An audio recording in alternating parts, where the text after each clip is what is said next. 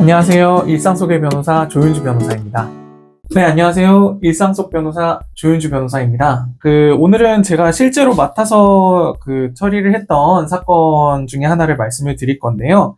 이제 전세보증금을 돌려받지 못하셨던 세입자분이 어떻게 집주인으로부터 돈을 돌려받으셨는지 그걸 가지고 제가 하나씩 알려드리도록 하겠습니다.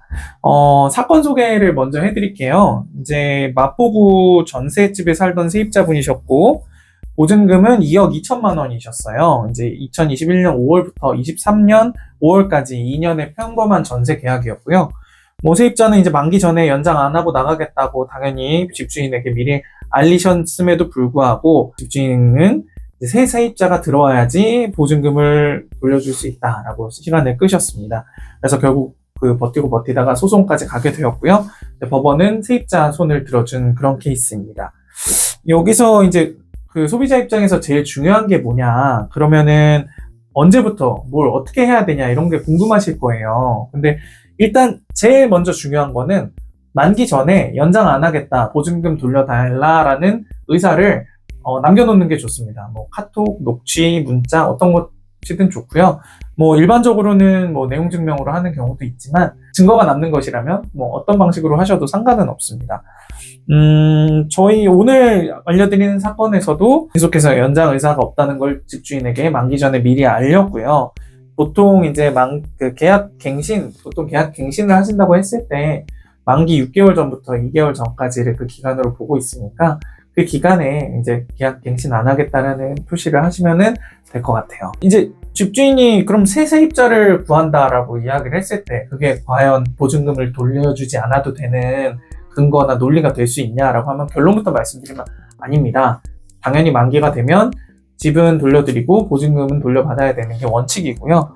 그리고 이거는 말로만 기다리다가는 이제 계속해서 시간을 끌 수밖에 없으니까 법적 절차를 어떻게 밟으시면 되는지를 안내를 해드리도록 하겠습니다. 이 사건에서 하나 이제 특이한 거는 임차권 등기 명령, 아마 많이 들어보셨을 수도 있어요. 임차권 등기 명령을 신청을 하시는 건데요. 이게 뭐냐면 이사를 가시더라도 내가 이 집에 대해서 보증금을 돌려받을 권리가 있다라는 거를 등기부에다가 남겨놓는 절차입니다. 그래서 집을 비우고 이사를 가시더라도 임차권 등기 명령이 그 등기부에 되어 있다면 이제 대항력과 우선 변제권이라고 해서 이 집이 혹시 나중에 경매가 이루어지더라도 그에 대해서 자신의 권리를 보존할 수 있는 그런 절차다라고 이야기를 하시면 되겠고요.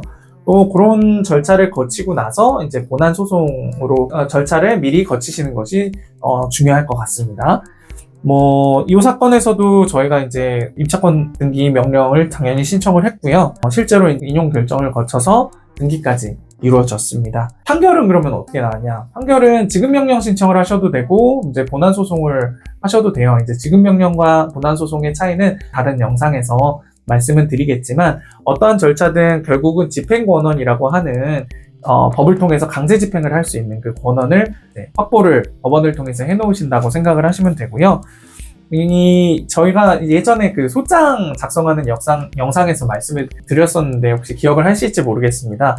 청구를 하실 때는 항상 가집행이 붙은 청구 취지를 작성을 하셔야지 나중에 경매에 이르기까지 원활하게 이 집행 권한을 활용을 하실 수가 있고, 그렇지 않으면 이게 판결이 확정될 때까지 조금 더 오래 기다리셔야 되는 불편함이 있을 수 있으니까 참고하시고요.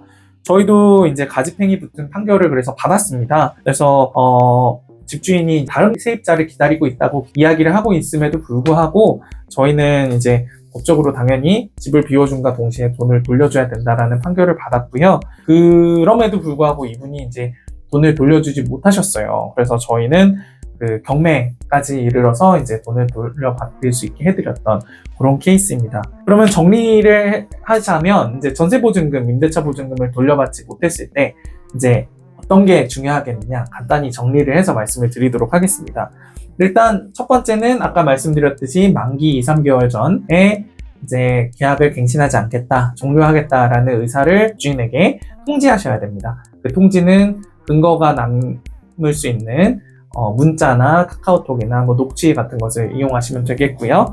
그리고 집주인이 좀 더 기다리자라고 할 때도 그 부분에 대해서 따라야 될 의무가 있는 건 아니에요. 그래서 만기가 되면 이 집을 돌려드려야 되는 의무와 돈을 받는 의무는 동시행의 관계에 있어서 바로 청구를 하실 수 있다라고 이해를 하시면 되겠고요.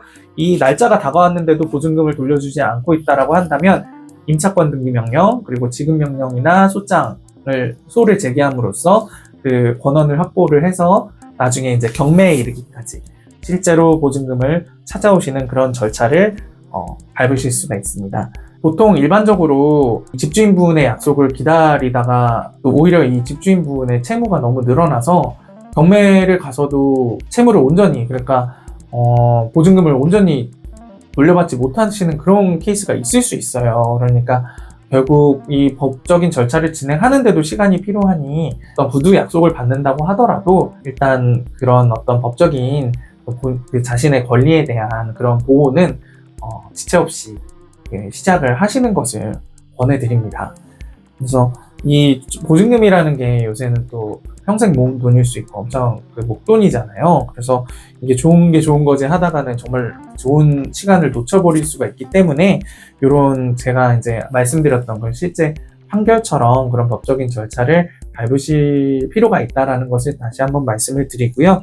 이런 비슷한 상황을 겪고 계신다면 언제든지 고민 없이 상담을 주셔도 되니까요. 언제든 고민 없이 전문가들과 상담을 해보셔도 되니까요. 그런 부분들을 알려드리면서 이번 영상은 또 인사를 드리도록 하겠습니다. 일상 속 변호사의 조윤주 변호사였습니다. 감사합니다.